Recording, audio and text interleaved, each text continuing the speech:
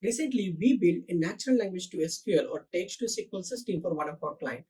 So let me explain you how you can build such a system from basic to advanced, what practical challenges you can face, how do we solve those problems and build a reliable production ready system.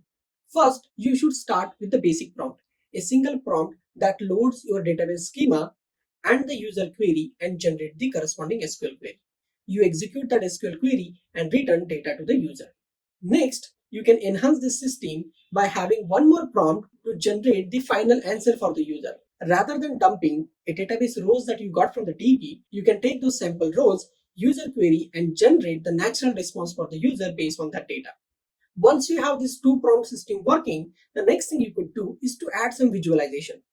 You can have one more prompt that can generate the chart ready data based on the data you got from the database and the user natural query.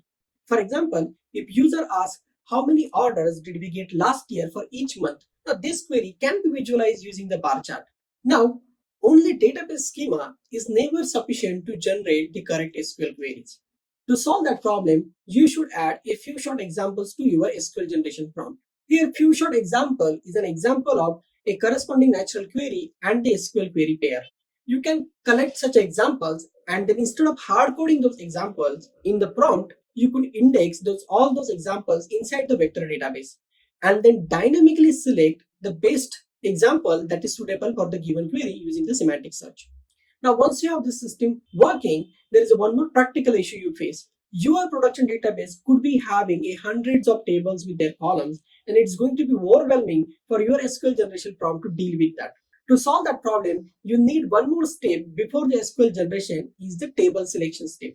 You can have a prompt with a table and its one-line description, and that prompt job is to output the list of relevant tables for the given user query. You could even simplify this thing by grouping your tables into the different domains or the departments and then first predict the department and then load those domain and department specific tables.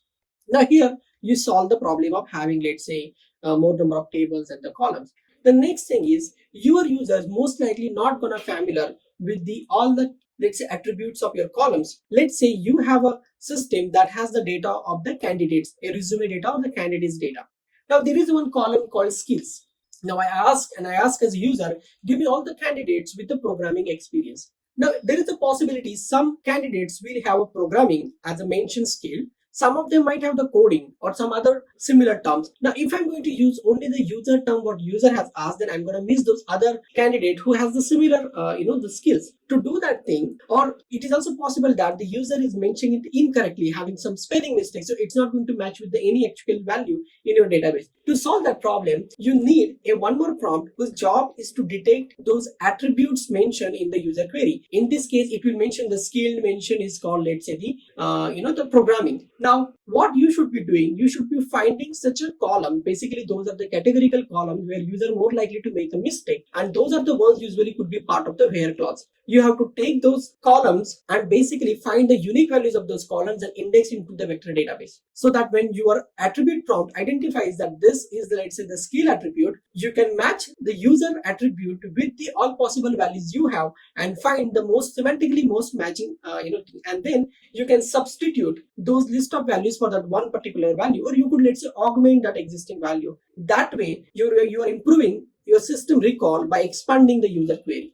And this is a very common challenge that you face when the users start using your system who don't know anything about the data and the structure of your system.